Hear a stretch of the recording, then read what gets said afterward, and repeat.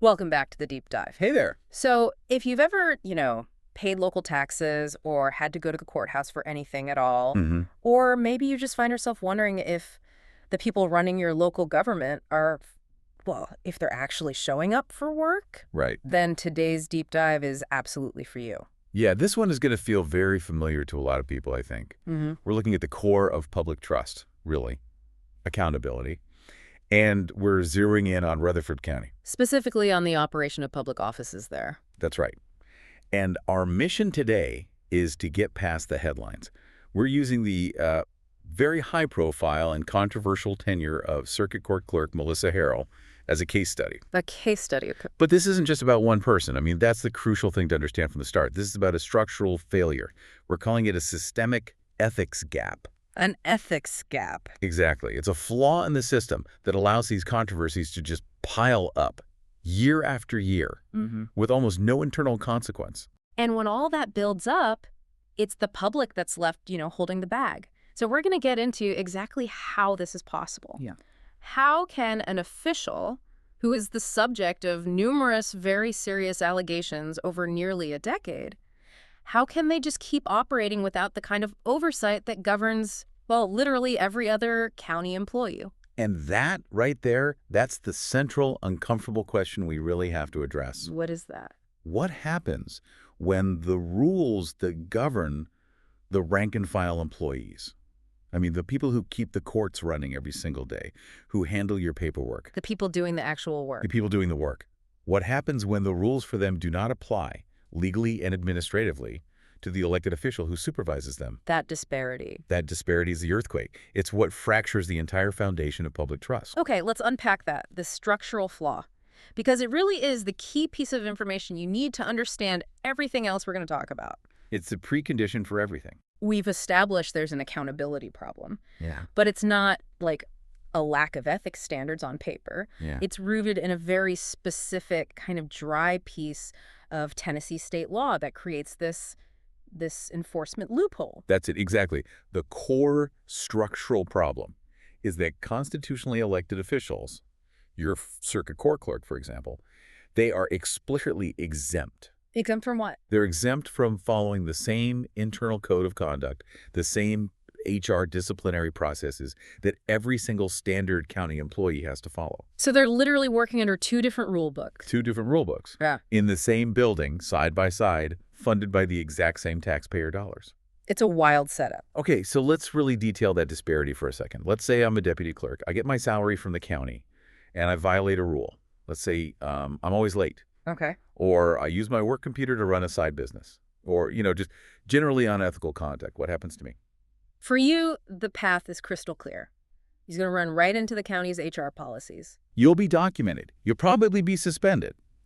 And if the violation is bad enough or it happens again and again, you can and absolutely will be fired. Because there's a system of checks and balances. Yes. The county commission, the department head, they have the administrative authority to enforce those professional standards. Yep. Because you, as a deputy clerk, are an employee within that county administrative structure. It sounds like a normal job. It is a normal job.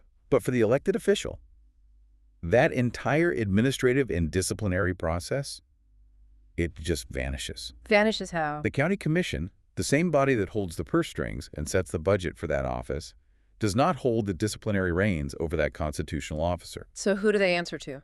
They answer to the state constitution and, in theory, only to the voters. The county, as an entity, lacks the explicit legal authority from the state to impose its standard code of conduct on that official. The county government is basically handcuffed. Completely handcuffed. They can enforce rules on the hundreds of people who work for the clerk, but not on the clerk herself. That's it.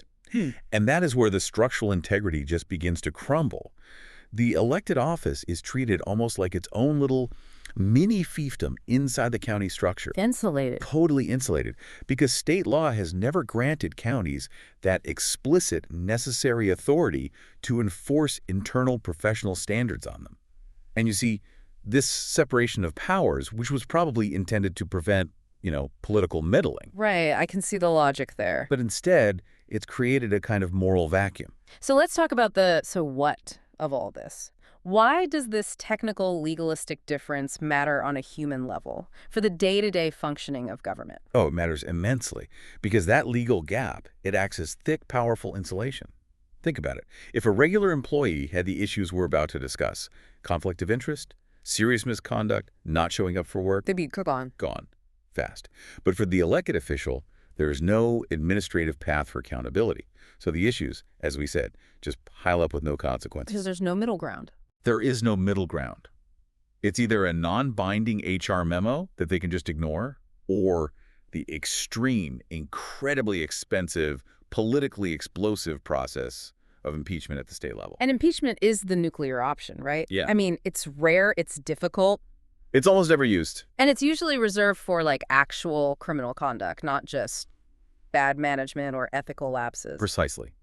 The bar for proof is incredibly high, and it takes tremendous political will. And because that bar is so high, virtually everything that falls below the level of a felony just disappears into this accountability black hole. The elected official is untouchable by their own HR department. Untouchable. And this structural flaw, it just poisons the well inside the courthouse. That might be the most dangerous part. You have staff and the elected official in the same building using the same coffee machine. Yeah.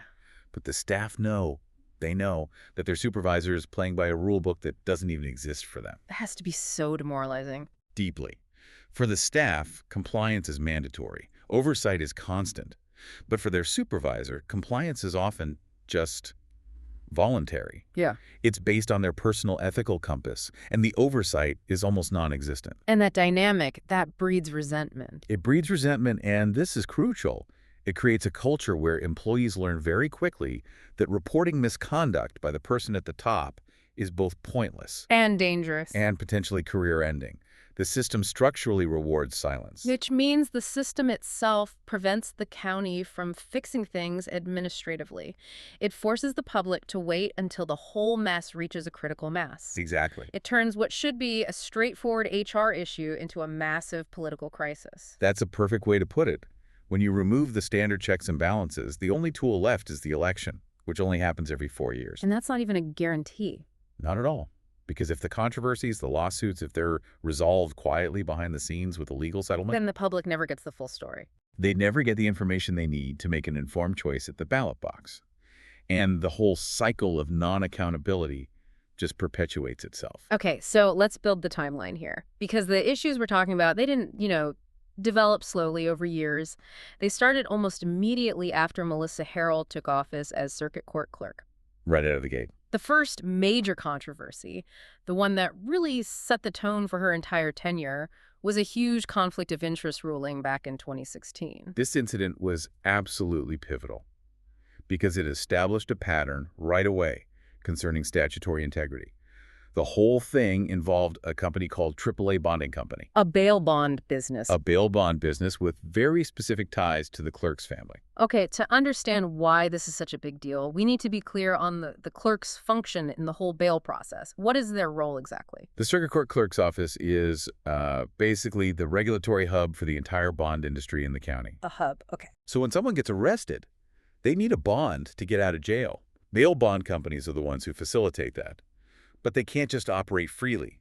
They have to be licensed and overseen by the court, and that happens through the clerk's office. So the clerk has a lot of power over who can even be a bondsman. Significant regulatory power.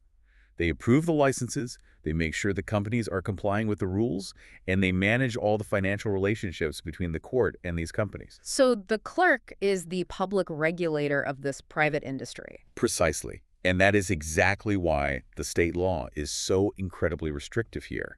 This wasn't some minor administrative slip-up. It wasn't a paperwork issue. It was fundamental. It was fundamental.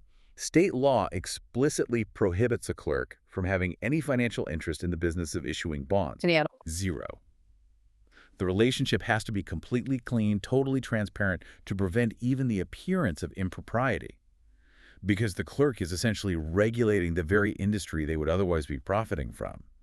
The risk of the regulator favoring their own family's interests is just way too high. It sounds like the legal equivalent of, the head of the FDA also owning a major stake in a pharmaceutical company. That is the perfect analogy. Mm-hmm. The inherent conflict just compromises the impartiality of the entire office. And the court saw it that way? They took it very seriously. Yeah. A senior judge ended up reviewing the specific ownership arrangement of AAA Bonding Company and its ties to the Clerks family, and the finding was unequivocal. What was it? The judge found the arrangement violated that specific state statute governing conflict of interest for clerks. It was a direct violation. So what was the immediate consequence of that judicial finding? The result was severe and immediate. The license for AAA Bonding Company was revoked. This isn't just a warning letter or a fine. This was a formal judicial order that shut down a business relationship because of a direct violation of state law. And this is all happening right at the beginning of the clerk's term. So, okay, on one hand, the judicial system worked. The license got pulled. Right. But on the other hand, what was the consequence for the elected official herself, the one who was at the center of this arrangement that violated the statute? And that's where we loop right back to that ethics gap. The loophole. The loophole. The judicial action stopped the illegal business relationship, sure. But it did not, and legally could not, result in any disciplinary action against the elected official from the county structure. I mean, the significance of that can't be overstated. No. When an official's first major public action is a violation of a crystal clear conflict of interest law, and a senior judge calls it out, Yeah. it sets an immediate and deeply troubling precedent. It basically sent a message to the staff and to the public that the official was willing to, push boundaries or just ignore clear ethical standards, and that there would be no professional consequence from the county itself. It normalized a disregard for the rules. The staff learned that while the court system might step in to fix an illegal outcome, the elected official who caused the whole problem remained insulated. Untouchable. This event, so early in her tenure, it validated the ethics gap in practice. It signaled that if the person at the top is willing to risk a major ethical violation and survives it, well, then all the internal conduct rules are probably seen as optional too. And that really is the necessary context for understanding the chaos that came just a few years later. Absolutely. It set the stage for everything. So that 2016 case, that was an external thing. It was about statutes, finance. Now let's fast forward 5 years to 2021. Okay. And the focus shifts dramatically. It moves to the internal operations of the office, and it marks a huge escalation involving the treatment of staff and the workplace culture. This is where we see the detailed human cost of that lack of oversight. It really manifests here. It does. 2021 was a dramatic shift because the grievances moved from, conflicts of interest to allegations of systemic toxicity inside the workplace. And how did this all come to light? The details emerged when two employees, a Nicholas Trail and a Stephen LaQuire, filed lawsuits. And these lawsuits, they provided a granular, incredibly detailed account of the alleged misconduct and chaos that was happening behind the courthouse doors. This was the public finally getting a peek behind that administrative curtain. A very disturbing peak. Okay, we absolutely need to walk through these claims in detail because they paint a really comprehensive picture of an office that was allegedly just spiraling. Let's start with the most basic failure of any functional workplace: how employees are treated. The list of allegations is extensive, and it's profoundly serious. First, the suits allege significant harassment and specific disability-based mistreatment. So right there, that suggests a failure to maintain a respectful, safe, and lawful working environment. It violates fundamental state and federal workplace protections. If true, it shows leadership failing to adhere to standards that would be mandatory for any manager in the private sector or, a standard government job. And the response to these failures allegedly wasn't to fix them. It was to suppress them. Well, that leads to the second and I think highly alarming claim. The lawsuits allege that employees were actually instructed by management to actively ignore sexual harassment complaints. Ignore them. Actively ignore them. This isn't passive neglect. This is alleged active suppression of legally protected reporting. I mean, if that's proven, it implies an environment where victims were being deliberately silenced. It's a workplace that wasn't just hostile, it was actively unsafe. And what about the people who did try to uphold professional standards, the ones who reported issues? Well, the third major claim was retaliatory firings. Of course. The suits allege that employees were terminated directly after reporting misconduct. And that, right there, is the ultimate proof of that culture of fear we talked about earlier. The message is clear. The consequence for raising an issue isn't resolution, it's losing your job. Exactly.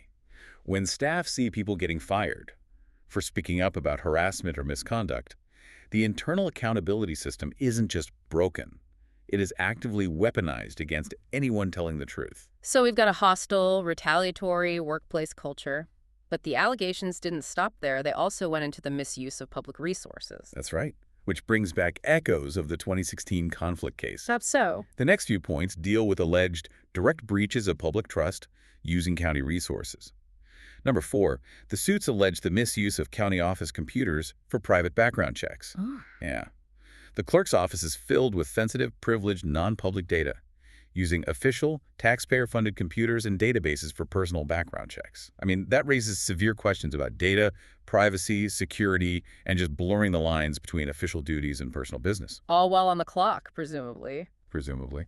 And then there's the element that is just truly bizarre. The unauthorized business being run out of the office space. Tell us about that. 5th, the lawsuits detail the operation of an unapproved commissary business inside the clerk's office. A commissary. Like selling snacks. Essentially, the sale of goods or services, potentially generating private income from a public space that's supposed to be used only for official court functions. So using public utilities, electricity, AC, the physical space itself, to run a private business. It's a textbook example of misusing public property for personal benefit. And this wasn't done discreetly, right? The final allegation suggests management was fully aware this was wrong. Absolutely. The 6th allegation really ties it all together. The suits claim there were active attempts to conceal this unapproved commissary business whenever the state comptroller visited the office. The state comptroller. Yes, their office is responsible for auditing public finances and making sure everyone's complying with state law. So allegedly trying to hide a private business from them. It's an attempt to deceive the highest level of state oversight. It's a serious action that strongly suggests knowledge of wrongdoing. So if you take all 6 of these claims together, the harassment, suppressing complaints, retaliation, misusing technology, running a private business, and then deceiving state auditors, it doesn't describe a professional office. No, it describes a deeply dysfunctional and chaotic environment. It's exactly what happens when that structural ethics gap allows an official to operate without any meaningful HR oversight for years. The culture just rots from the top down. But this is where the accountability loophole really shows its power. Despite how specific and serious these lawsuits were, there's a huge public information gap about how they were resolved. And that is the ultimate unanswered question. It's maybe the most important detail for any voter. There is no publicly reported final outcome for those lawsuits. So what's missing? We're missing the standard closure points. There's no reported dismissal by the court, so they weren't just thrown out. And there's no reported settlement or trial coverage in the public record. They just disappeared from public view. They vanished. Which, given the gravity of the allegations, that silence is significant. What does that kind of vanishing act usually imply in a case like this? In the legal world, especially when you're dealing with public officials covered by county insurance and legal defense, when detailed, serious lawsuits just disappear without a trace. It almost always points to a quiet resolution. A settlement. A settlement reached outside of the Definitely. public record. Yeah. And usually that's accompanied by very strict non-disclosure agreements or NDAs. An NDA, and for the listener, that's basically a legal muzzle, right? It prevents anyone involved from talking about the case or the settlement. Precisely. Which means the county may have paid out a settlement using taxpayer funds, by the way, Right. to make the problem go away. But the details that might inform voters about the alleged misconduct are now legally sealed off. The public pays the cost, but gets none of the transparency. The settlement acts as damage control. It protects the official's public image, avoids a messy public trial. It's a masterful piece of political strategy dressed up as legal defense. The priority shifts from upholding the integrity of the office to protecting the political career of the office holder. And the public gets neither transparency nor justice. They just get a bill for the legal costs. And the cycle continues. So let's just focus a bit. We've talked about the formal, expensive lawsuits. Now let's talk about the quiet, everyday reality of the clerk's office. The kinds of issues that get discussed constantly behind closed doors but rarely make it into a formal report. We're talking about chronic attendance issues. Which, for the public, often represents the most frustrating failure of basic accountability. It's so simple. It's a stark contrast to the dramatic legal claims, but it's this mundane, persistent failure of just basic job performance. The specific concern, one we've heard repeated by employees across multiple departments, is the allegation that Melissa Harrell rarely shows up to work. And yet she collects a full taxpayer-funded salary? A full salary? Let's be really clear about the standard here. In any other job, anywhere, especially a county job, this would be an open and shut case. Absolutely. If a standard county employee just decides to rarely show up but still cash their paycheck, they'd be written up, suspended, and fired. It would trigger the disciplinary matrix immediately. Chronic absenteeism is grounds for termination. It doesn't matter if you're a custodian or an administrator. But in this case, this alleged absenteeism is one of the most commonly repeated concerns in the entire courthouse community. Everyone talks about it. Yet it hasn't resulted in a single formal complaint that's gone anywhere. Not one. And that lack of formal complaints, it connects directly back to the systemic history we just documented. It's a chilling feedback loop. It is. Why does this alleged chronic absence, which should be the easiest thing in the world to prove, go unreported? You have to connect the silence directly to that documented history of employee fear and retaliation we saw in the 2021 lawsuits. Right. We know from those filings that employees described a workplace where raising any concerns came with real risks, including losing your job. So employees saw what allegedly happened to the people who spoke up about harassment or misused resources, the retaliatory firings, and they learned a brutal lesson. A necessary lesson for survival. Silence equals survival. That's the dynamic distilled. When an office has a documented history suggesting that employees feel unsafe reporting problems, any problems, silence becomes the default. They're weighing the immediate risk of speaking out against the certainty that the official will probably survive the complaint anyway because of the ethics loophole. The risk-reward calculation is not in their favor. It heavily favors keeping quiet. And let's not just talk about the ethical failure here. Let's talk about the functional failure. When an elected official who is supposed to be the manager, the leader of a critical public office is chronically absent, how does that practically affect the services being delivered? The impact is huge. First, it puts an undue burden on the staff who are showing up. They have to cover all the managerial and decision-making gaps. Okay. Second, it creates administrative delays. Things that require the clerk's official signature or decision-making authority. They can slow down everything from court filings to bond processes. And third.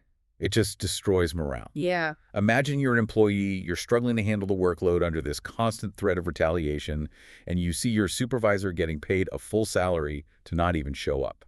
The irony is just devastating. The very thing that should be the easiest to document and enforce basic job performance is completely untouchable because of the culture of fear. And that's the tragedy of this structural flaw. Yeah. For the elected official, that silence acts as powerful insulation against any accountability. Yeah. The office holder is protected not by their performance, but by the fear of their staff and the technical inadequacy of the county's HR structure. If no one formally complains, then officially there's no problem. Officially, no problem exists. And because the county lacks the authority to initiate action itself, the official just keeps collecting their salary while allegedly failing to do their job. It turns the basic requirement of showing up for work from an obligation into a completely discretionary decision. All because of a title and the structural protections afforded by state law. And the public just has to watch, helplessly, knowing their tax dollars are funding this whole discrepancy. It really suggests the system is designed not for effective governance, but purely for political protection. That's it. And when taxpayers see that, when they see an official is legally immune from the same rules as their staff, and that immunity covers something as basic as showing up, it becomes impossible to sustain any trust in the entire county structure. So we really need to pull the lens back now, because it's important to emphasize that this structural issue, this ethics gap that creates the double standard, it's bigger than just one clerk's office. Much bigger.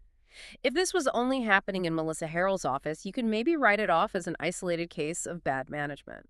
A one-off problem. But the sources we've looked at clearly show this is a pattern across county government in Rutherford County, and that proves the systemic nature of the flaw. That is the difference between a person failing and a system failing. The system failure is when you see this same double standard applied consistently across multiple departments. It shows that the political immunity granted by state law is the real culprit. So this insulation, it applies to all constitutional officers, not just the circuit court clerk. Yes, the title itself is the protective barrier. The protection is inherent in being an elected official. And to prove this pattern, the sources provide these specific, almost illustrative examples that just capture the absurdity of the double standard.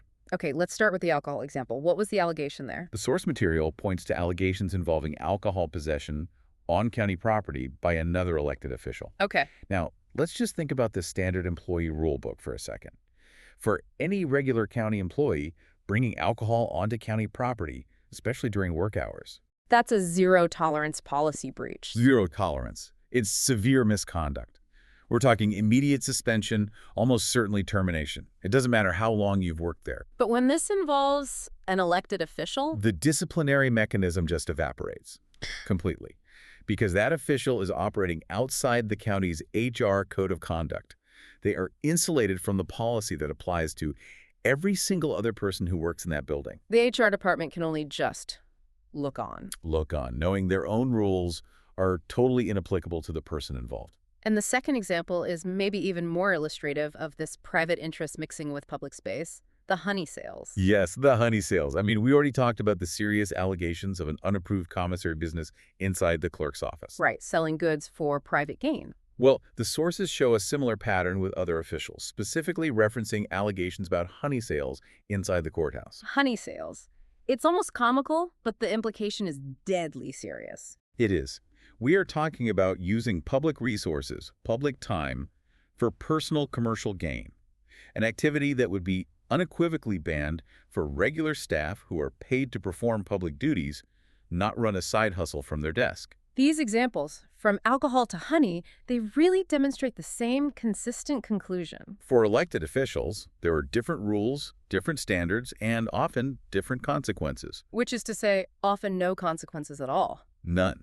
Unless the issue is so egregious, it warrants a state-level criminal investigation or impeachment, which we know almost never happens. It really feels like the political immunity granted by state law just extends to every single aspect of professional conduct.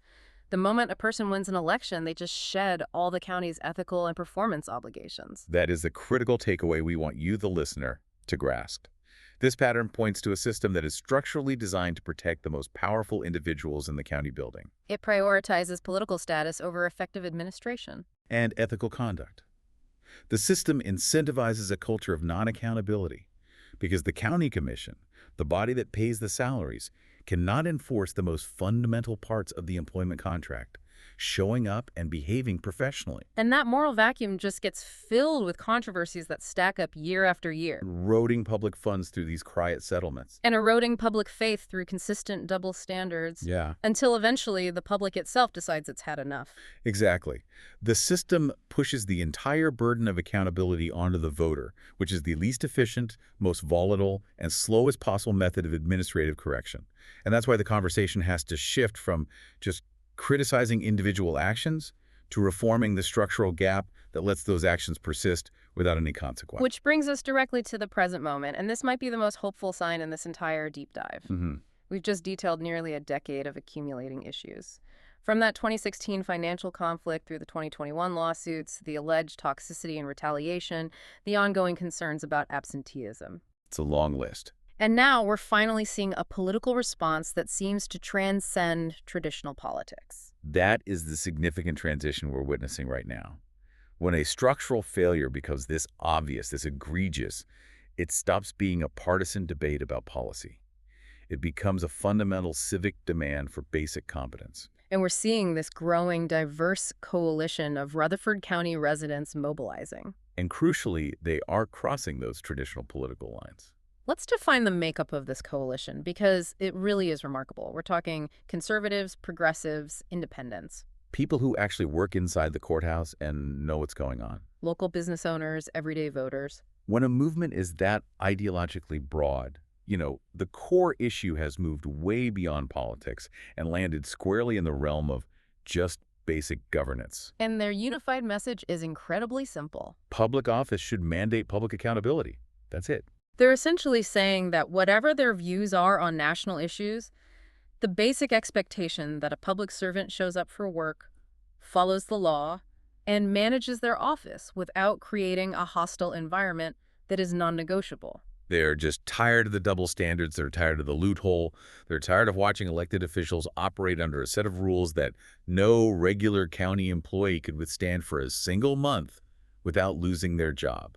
So what's their key demand? Modernization.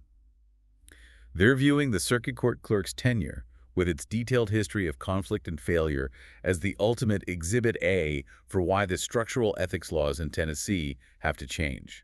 They believe the standards have to apply equally to everyone. To everyone who gets a taxpayer-funded salary, regardless of how they got their job. And we should contextualize the timing here. This movement isn't just, simmering in the background. It's gaining real momentum. And that's because of the looming August election.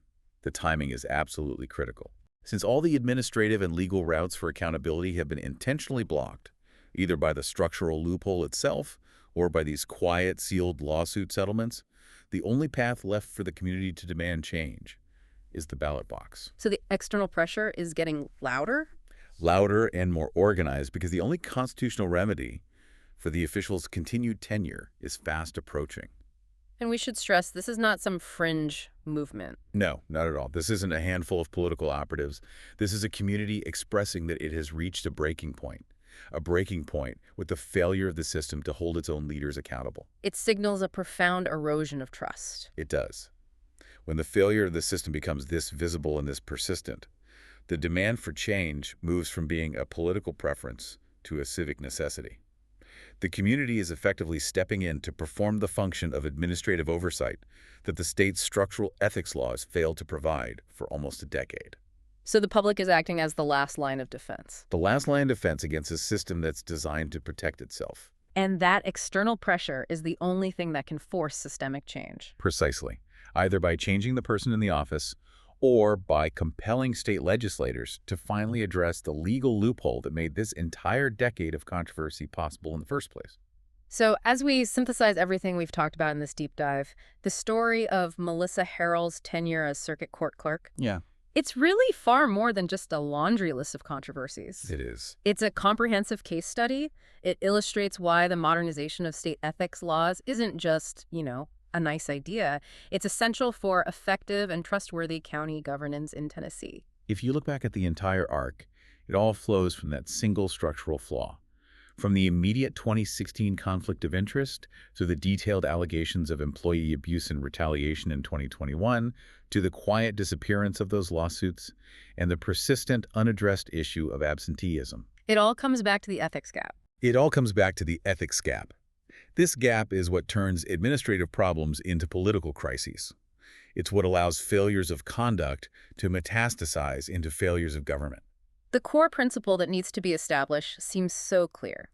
Accountability should depend on the standards and duties of the office itself, not the personality or the elected status of the person holding it. The office exists for the public good, and its occupant should be subject to the highest professional standards, enforceable by the governing body that pays their salary. It's that simple. But until that structural exemption is explicitly removed by state legislation, The system will just continue to incentivize poor performance.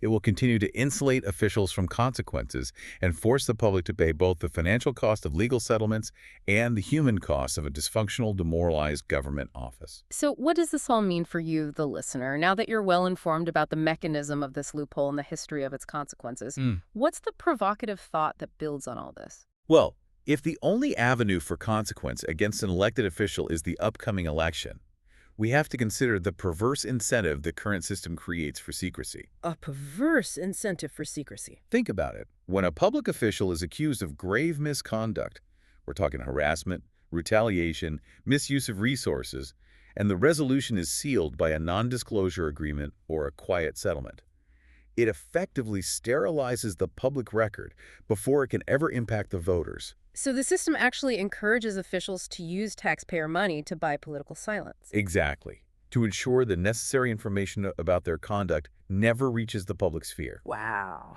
And that raises a really important and frankly chilling question about transparency versus legal strategy. Is the current system truly designed to uphold the integrity of the office and serve the public? Or is it fundamentally designed to ensure the maximum political longevity of the office holder, regardless of their performance or their conduct? And if our systems of justice and accountability can be silenced with a taxpayer-funded check? Then the integrity of our local democracy is fundamentally undermined. And that is the question that voters and legislators have to urgently grapple with. Food for thought indeed. Thank you for joining us on the deep dive. We'll see you next time.